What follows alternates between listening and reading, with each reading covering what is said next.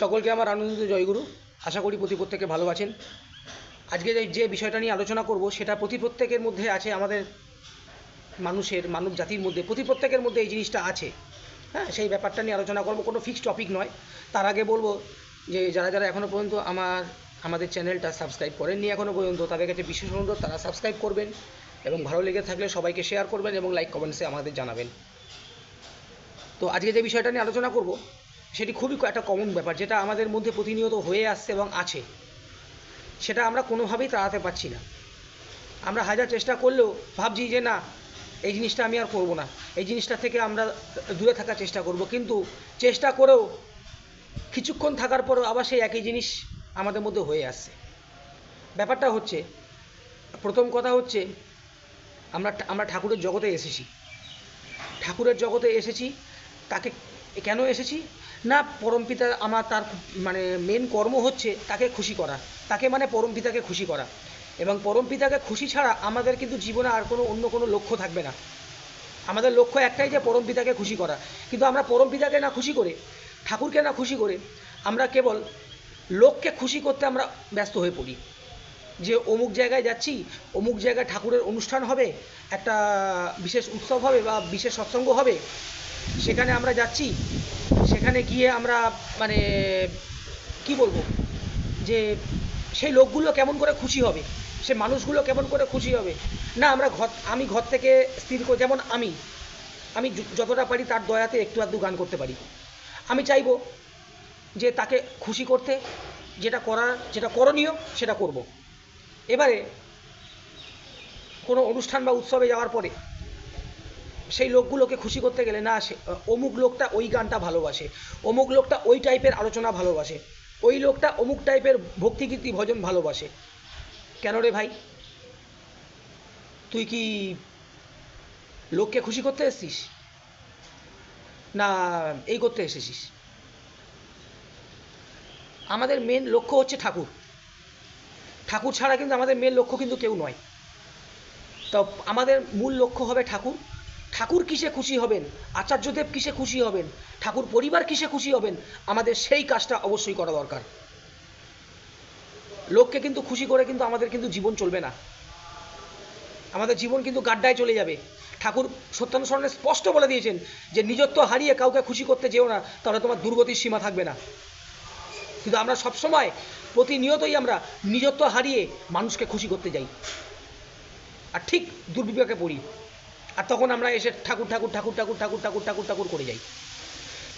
ঠাকুর বানিয়ে দিয়েছেন যদিও, যে বিপাক পথে হাত ধরে যে চলার কথা জানিয়ে দেয়, তাকেই জানিস গুরু বলে, অভয় পথে সেই তো নেয়। তা বিপাক পথে হাত ধরে আমরা যখন বিপাকেই পড়ি, তখন কিন্তু ঠাকুর কিন্তু হাত ধরে পাঠায়। কিন্তু আমরা বিপাকে পড়ি কেন? নিজেদের দোষে কিন্তু পড়ি, নিজেদের কিন্তু ভুলের জন্য কিন্তু পড়ি।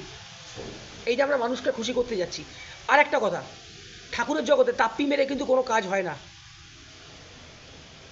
ঠাকুরের জগতে কর্ম করতে গেলে ওই তাপ্পি মারা কাজ, ওই কোনো রকমে সেরে দিলাম, এরকম কিন্তু চলবে না।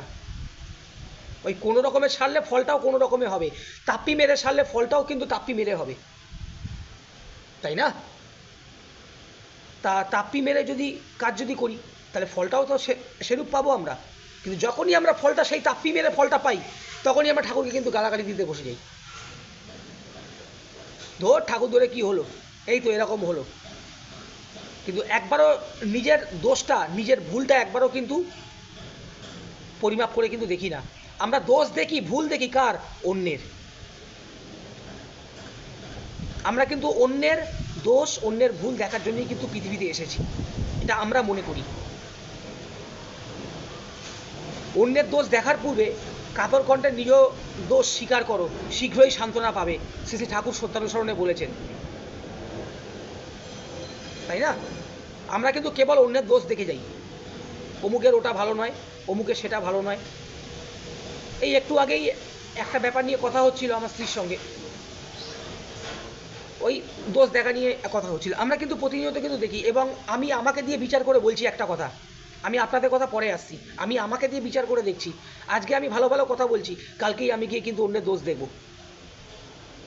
কালকে গিয়ে কিন্তু আমি কিন্তু অন্যের দোষ দেখব। কেন? এটা আমাদের নেচারে বসে গেছে, ছোটোবেলা থেকে এটা আমাদের নেচারে বসে গেছে। এই জিনিসটা তো করলে হবে না, কারণ ঠাকুর এই জিনিসটা পছন্দ করতেন না। আমাদের চেষ্টা করতে হবে, একদিনে হবে না কারোর, আমারও হবে না, আপনাদেরও হবে না। আমাদের সকলকে মিলে চেষ্টা করতে হবে যে না, অন্যের দোষ নয়, আগে আমরা নিজের দোষ দেখব, যে নিজের কোথায় ঘাটতি আছে, নিজের কোথায় ভুল আছে, আগে আমরা সেটাকে খতিয়ে দেখব, সেটাকে বিচার বিবেচনা করে দেখব। আমাদের ঘরের মধ্যে কোথায় কি ভুল ভ্রান্তি রয়েছে সেটাকে আমরা খতিয়ে দেখব, তারপরে আমরা কিন্তু লোকের কাছে যাব। আমরা যদি নিজেদের ভুল, নিজেদের সব কিছু, আমাদের ওই তাপ্পি মারা সমস্ত কিছু, এগুলো যদি নিজেদের মধ্যে যদি চাপিয়ে রেখে দাবিয়ে রেখে, ওই যেরকম সেই ছাই দিয়ে আগুন ঢাপা হয়, ওই ছাই দিয়ে আগুন ঢাপার মতো যদি আমরা ঢাপিয়ে রাখি, তাহলে কিন্তু সেটা কিন্তু ঘরের মধ্যে কিন্তু ঢাপিয়ে থাকা গেল।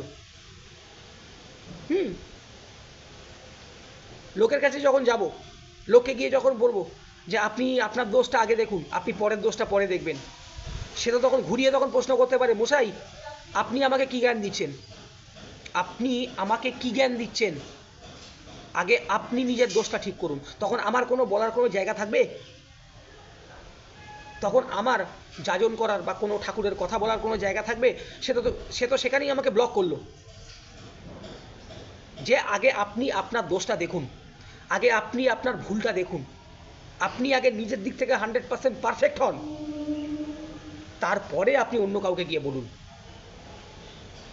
ঠাকুর এই জিনিসটাই পছন্দ করতেন, ঠাকুর এই জিনিসটাই পছন্দ করতেন যে আগে নিজে পারফেক্ট হব, আগে নিজে সঠিক হব। আমরা কিন্তু জন্মগত কিন্তু ভুল, এটা আমরা প্রত্যেকেই জানি যে এটা আমরা কিন্তু জন্মগত ভুল ভ্রান্তি নিয়েই কিন্তু আমাদের জীবন। মানব রূপে যখন জন্মেছি তখন আমরা কিন্তু ভুল ভ্রান্তি কিন্তু করতে এসেছি, এই ভুল ভ্রান্তি সঠিক করার জন্যই কিন্তু আমরা কিন্তু ঠাকুরের পথে এসেছি। আরেকটি ছোট কথা বলবো, সেটি পরবর্তী ভিডিওতে আরেকটু বিশ্লেষণ করে বলবো, কারণ এই ভিডিওতে বেশি বড় করে বলবার মানে কোনো জায়গা নেই, কারণ বুঝতে আপনাদের একটু অসুবিধা হয়ে যাবে। তো আমি ছোট করেই বলছি যে আমরা যে এই যে ভুল ভ্রান্তি যেগুলো করছি, এগুলো আমরা সঠিক পথে কি করে আনবো? না ঠাকুর ধরে আনবো, তাই তো? আমরা ঠাকুর ধরেছি সেই জন্য। কিন্তু যে পয়েন্টটা আমি ভবিষ্যতে আলোচনা করব সেটা ছোট করে বলে দিই, সেটা হচ্ছে আমরা কি সত্যিকারের কি ঠাকুর ধরেছি? আমাদের কাছে মেন প্রশ্ন এটাই, আমরা কি সত্যিকারের কি ঠাকুর ধরেছি? আমরা তো লোককে বলে বেড়াই যে আমরা ঠাকুর ধরেছি, কিন্তু আমরা কি সত্যিকারের ঠাকুর ধরেছি? সেটা একবার বিবেচনা করুন। আমিও বিবেচনা করেছি, করছি, করব, আপনারাও করুন, যে আমরা কি সত্যিকারের ঠাকুর ধরেছি? বুকে হাত দিয়ে বলুন তো। আমরা যে লোককে বলে বেড়াই যে ঠাকুর ধরে আমাদের এই যাত্রায় সব কিছু বেঁচে গেল, কিন্তু আমরা কি সত্যি কি ঠাকুর ধরেছি? এই বিষয়টা নিয়ে আমি পরবর্তী ভিডিওতে আলোচনা করব। এখন আমি শুধু এইটুকুই পয়েন্টটা বলবো যে ঠাকুর ধরে আমাদের জীবনে তো উন্নতি হওয়ার কথা, উন্নতি হচ্ছেই, কিন্তু চারিত্রিক কোনো উন্নতি কিন্তু হচ্ছে না। কেন জানেন তো? কারণ আমাদের চলনার মধ্যে ঘাপলা আছে, আমাদের চলনার মধ্যে খাকতি আছে, আমাদের বলনার মধ্যে ঘাপলা আছে। আমরা অনেক বড় বড় কথা বলতে পারি, অনেক বড় বড় কথা বলতে পারি, ডায়লগ দিতে পারি, বড় বড় ডায়লগ দিতে পারি, একদম 100-150 পেজের ডায়লগ একসঙ্গে মারতে পারি। ঠাকুর বলছেন বই পড়ে বই হয়ে যেও না, তার এসেন্স বা সারমর্মটাকে মজ্জাগত করতে চেষ্টা করো। আমাদের বই পড়ে বই হতে বারণ করছেন, আমাদের বইটা পড়ে তার মতো করে আমাদেরকে নিজেদের চরিত্রের মধ্যে বসাতে বলছেন, তবেই কিন্তু মনের মধ্যে কিন্তু ঠাকুরত্ব জাগবে, আদারওয়াইজ কিন্তু জাগবে না, তাই না? ঠাকুর তো এগুলোই তো পছন্দ করতেন।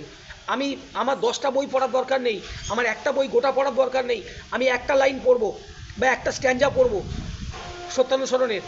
পূজ্যপাদ শ্রী আচার্যদেব, পরম পূজ্যপাদ শ্রী দাদা এবং পূজ্যপাদ শ্রী বর্দা সবাই এক কথা বলছেন, এবং আচার্যদেবও এখনও বলছেন যে একটা করে স্ট্যান্জা পড়বো প্রতিদিন। আমাদের সবাইকে একটা করে স্ট্যান্জা পড়া উচিত। তিনি অনেক বড় একটু ভালো ভাষায় বলেছেন, আমি ছোট বোঝার মতো করে ভাষায় আমি আপনাদের সবাইকে বলছি, আমাদের প্রতিদিন একটা করে স্ট্যান্ডার পড়া উচিত, প্রতিদিন একটা করে স্ট্যান্ডার পড়া উচিত, পড়ে সেটাকে মানে করা উচিত যে না ঠাকুর এই কথাটা বলেছেন, এই কথাটার মানেটা কি, এই কথাটার ব্যাপারটা কি বলছেন ঠাকুর, না ঠাকুর এই কথাটা এরকমভাবে ব্যাখ্যা করতে চেয়েছেন। কই একবার চেষ্টা করে দেখি তো এই জিনিসটা আমি পারি কিনা, আমাদের মধ্যে সেই জিনিসটা হয় কিনা, একবার সেটাকে তো চেষ্টা করে দেখি। আমাদের এই চেষ্টা করতে বলেছেন ঠাকুর, ঠাকুর বলছেন ওই অম্লান চেষ্টাই তোমাকে মুক্তির পথে এগিয়ে নিয়ে যাবে। ওই অম্লান চেষ্টাই তোমাকে মুক্তির পথে এগিয়ে নিয়ে যাবে।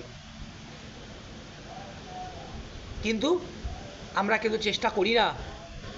আমরা চেষ্টার বদলে কি করি? অন্যের দোষ, অন্যের ভুল, অন্যের কোথায় কি হচ্ছে না, অন্যের কি হচ্ছে না, অন্যের কেমন কিছু কি হচ্ছে না কি না হচ্ছে না, এই সব দেখতে যাই আমরা। কিন্তু ঠাকুর এগুলো কিন্তু দেখতে কিন্তু একদম বারণ করেছেন। ঠাকুর বলছেন আগে তুই নিজেরটা দেখ, আমি নিজে কেমন, আমার নিজের চলনা কেমন, আমার নিজের চরিত্র কেমন, আমার নিজের মানে ঠাকুরকে ধরে আমার নিজের ফিলিংস কেমন, আমি কেমন করে ফুটিয়ে তুলছি ঠাকুরকে আমাদের নিজের জীবনে কেমন করে ফুটিয়ে তুলেছি, সেটা আগে আমাকে দিয়ে বিবেচনা করব, পরে আমি বলবো সেটা, তাই না? যদি আমাদের সেই বিচার বিবেচনার মধ্যে যদি ঘাটতি থাকে, ঘাপলা থাকে, তাপ্পি মারা কাজ থাকে, তখনও কিন্তু তার ফলটাও সেই তাপ্পি মারা ঘাটতি অবস্থায় কিন্তু থেকে যায়। সম্পূর্ণ ফল কিন্তু আমরা পাই না। সম্পূর্ণ ফল পেতে গেলে একনিষ্ঠভাবে নিঃস্বার্থভাবে তার কাজ করে যেতে হবে। সেখানে কোনো রকম ঘাপলা থাকবে না, সেখানে কোনো রকম কিন্তু কোনো জিনিসে কমতি থাকবে না, তবেই কিন্তু ফলটা সেই সম্পূর্ণরূপে পাওয়া যাবে।